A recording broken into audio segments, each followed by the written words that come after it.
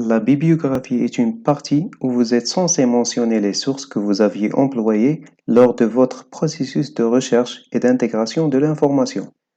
En principe, la recherche documentaire est une accumulation de savoir et d'efforts intellectuels fournis par un ensemble de personnes. C'est ce qui crée réellement l'évolution des idées et de la science en général.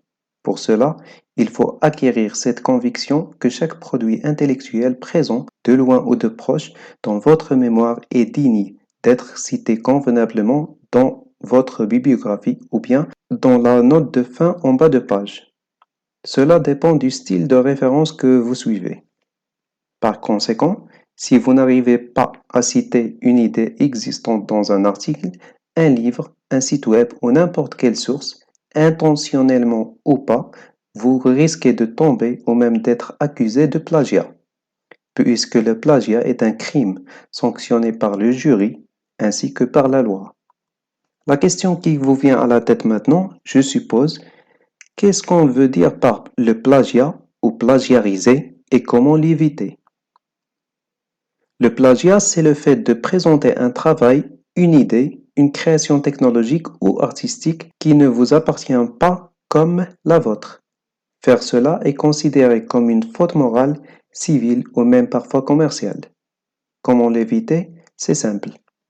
Il faut prendre le temps suffisant pour réviser les idées figurantes dans vos notes et dans les différentes parties de votre mémoire et décider lesquelles vous appartiennent.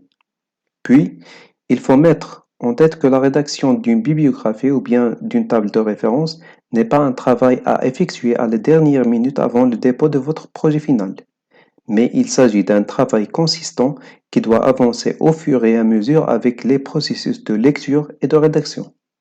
Comme j'ai suggéré dans une vidéo précédente, et puisque les références électroniques ne cessent pas d'envahir les projets de mémoire, n'hésitez pas à créer un dossier dans la barre de favoris de votre navigateur et puis vous n'avez à cliquer sur l'étoile ou bien sur le cœur qui apparaît à droite de la barre d'adresse à chaque fois qu'un article intéressant apparaît devant vous.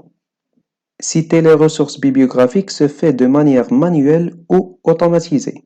Dans les deux cas, vous devez respecter des normes universelles de présentation. Ces normes sont regroupées par style.